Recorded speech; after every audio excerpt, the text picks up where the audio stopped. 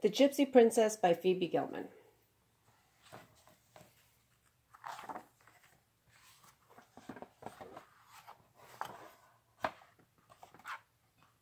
There once was a wild gypsy girl who dreamed of being a princess. She lived in a gypsy caravan, and her name was Cinnamon. Cinnamon knew many things. She could read your fortune, a crystal ball. She knew where to find herbs in the forest and how to brew them into strange potions. She could speak to the wind, and she knew how to dance with a bear.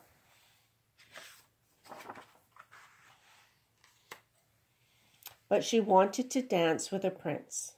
In the evenings after supper, she would sit by the open fire, listening to her old auntie tell tales of magic and enchantment, tales of mermaids and pirates, of dragons and princesses. Oh, Cinnamon sighed, if only I could live in a palace like Princess Caprina. Even a princess can be unhappy, her old auntie replied. Impossible, Cinnamon said, as she whittled a piece of wood she had found in the forest. The old gypsy woman smiled with pleasure. She watched Cinnamon free another creature from its prison of wood. There are things more precious than a crown of gold, she said.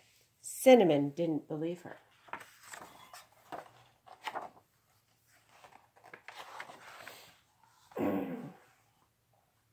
One day, Princess Caprina came to the gypsy caravan to have her fortune told. Cinnamon gazed into the crystal ball, and her eyes grew wide.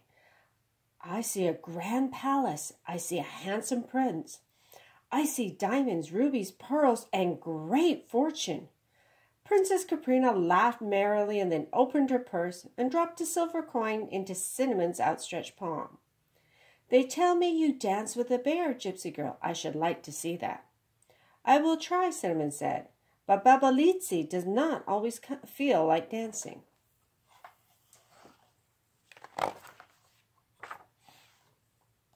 Cinnamon picked up her tambourine and began to sing a wild gypsy song. Babalitsi, Babalitsi, come and dance a step or two.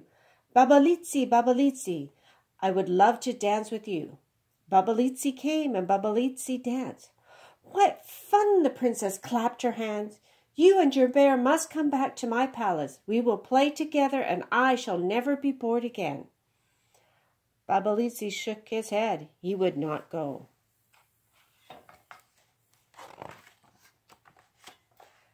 But Cinnamon scarcely hesitated. She kissed her old auntie, waved goodbye to Babalitsi and the gypsies, and climbed into the royal carriage. Princess Caprina declared, From this day forth, you shall be known as Princess Cinnamon. And she was. Royal handmaidens bathed her with scented water. They combed her wild dark hair and set it with heavy pomade. They dressed her in a gown of satin embroidered with precious jewels and suspended over 7 crinolines. Cinnamon looked in the gilded palace mirror and barely recognized the girl looking back at her.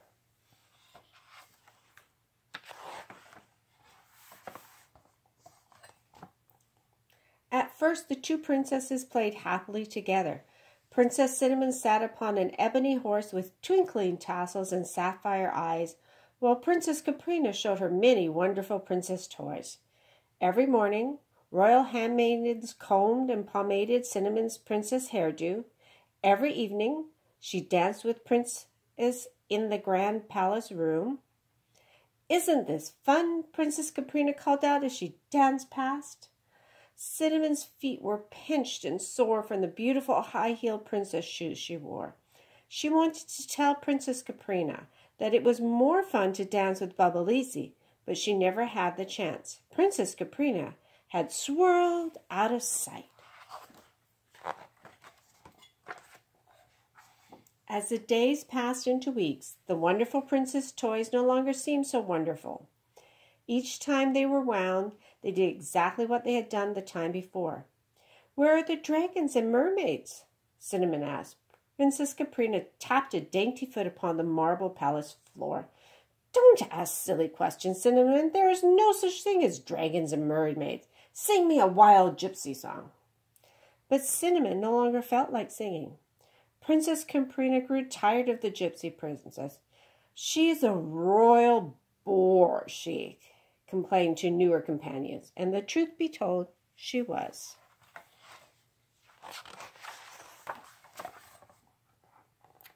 That night, Cinnamon tossed and turned upon her soft princess bed. "I am lonely," she cried, "so very lonely." When at last she fell asleep, she dreamt that her old auntie was searching for her. "Cinnamon, Cinnamon, where are you, my child?" And Cinnamon answered, "I am lost." The next morning she scarcely remembered her dream. She knew only that she longed to feel warm earth, not cold marble floor beneath her feet.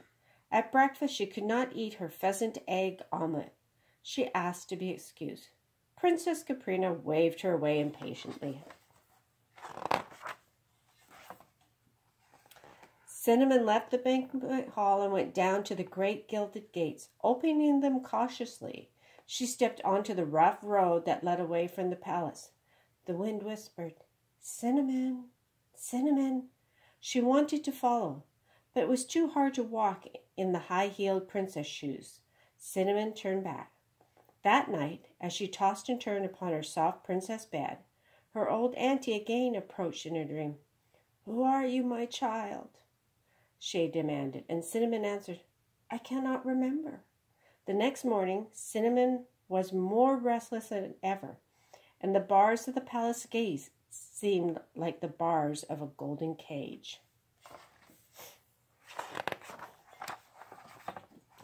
She pushed the great gates open and gazed out into the distance. "Cinnamon, Cinnamon," the wind whispered. "The wind is calling to me," she said. She slipped her feet out of the dainty princess shoes and followed the wind over the hills to the edge of a great forest. There she stopped, afraid to enter. "Oh, my head aches so," she said, touching her golden crown, and she turned back. That night, once again, her old auntie appeared in her dream. "There are things more precious than a crown of gold," the old gypsy said. Cinnamon woke up and looked around. She saw nothing but the wind rippling the water in the fountain outside her window. The next morning, Cinnamon did not put on her high-heeled princess shoes. She did not put on the golden crown. She did not go to the great hall for breakfast. She went down to the palace gates, opened them wide, and followed the wind. At the edge of the forest, she stopped and looked back at the palace gleaming in the distance.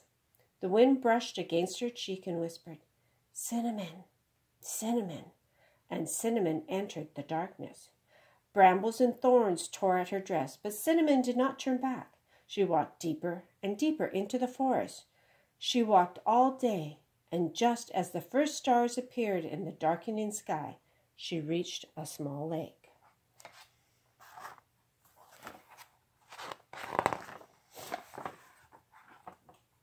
Then she rested, ate wild raspberries, and slept more soundly on her bed of leaves than she had ever slept in her soft princess bed.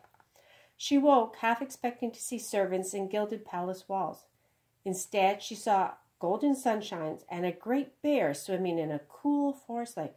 "Bubblitzy!" Cinnamon cried out joyfully. Bubblitzy sniffed the air in a puzzled way. He thought he had heard his lost friend calling, but he didn't recognize her.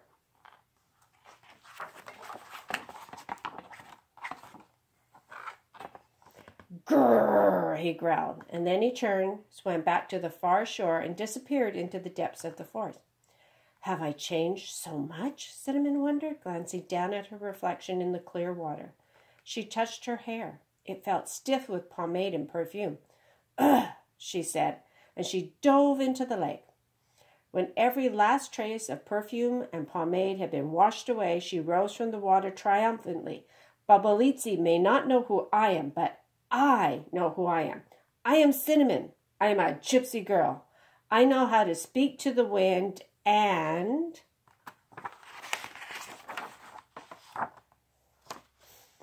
I know how to follow a bear." She walked all day and did not stop, even when the sun set and the moon rose high in the evening sky.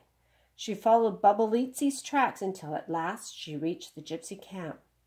The embers of the campfire were burning low. No one heard or saw her enter.